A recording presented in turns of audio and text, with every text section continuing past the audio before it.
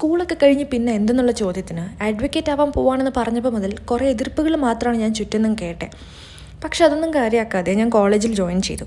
അങ്ങനെ ആ ജേണി കുറേ വർഷങ്ങൾക്ക് ശേഷം അതിൻ്റെ ക്ലൈമാക്സിനോട് അടുക്കാറായി.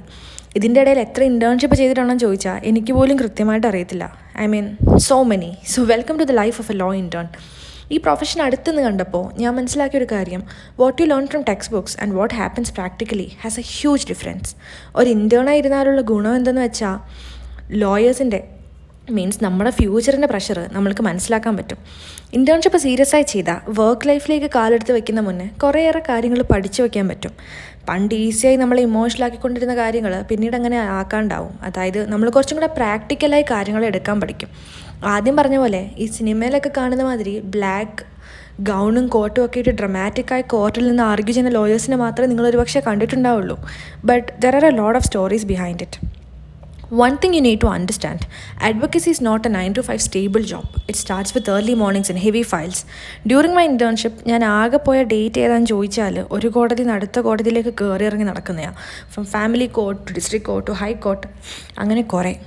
Most of the days just travel. നിങ്ങൾ ലോയേഴ്സിൻ്റെ കൂടെ മീഡിയേഷനും കമ്മീഷനും സെറ്റിൽമെൻറ്റിനും അങ്ങനെ കുറേ പോവും.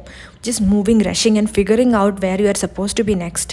And after lunch pass over matters ഒന്നും വന്നില്ലെങ്കിൽ ബൈ ആഫ്റ്റർനൂൺ ഓഫീസിൽ തിരിച്ചു പോകാം. Because court is never the end of the work. Draft, corrections, instructions and it all continues. You end up talking more with junior lawyers than anyone else because they help, they explain things. എന്ന് വെച്ചാൽ എത്ര പ്രാവശ്യം എന്ന് വെച്ചാൽ സീനിയറിൻ്റെ അടുത്തുനിന്ന് doubt വയ്ക്കും. പിന്നെ അത്യാവശ്യം നല്ല കേസൊക്കെയുള്ള ഓഫീസാണെങ്കിൽ ഔട്ട് സ്റ്റേഷൻ മാറ്റേഴ്സൊക്കെ വരും. അപ്പം കേസ് നടത്താൻ സ്റ്റേറ്റ് മൊത്തം ട്രാവൽ ചെയ്യേണ്ടി വരും. Honestly it's tiring, physically and mentally. എന്ന് വെച്ചാൽ ഒരു ഫിക്സ്ഡ് ടൈം ടേബിളിലല്ല കാര്യങ്ങൾ പോകുന്നത്. Lunch usually happens in the evening.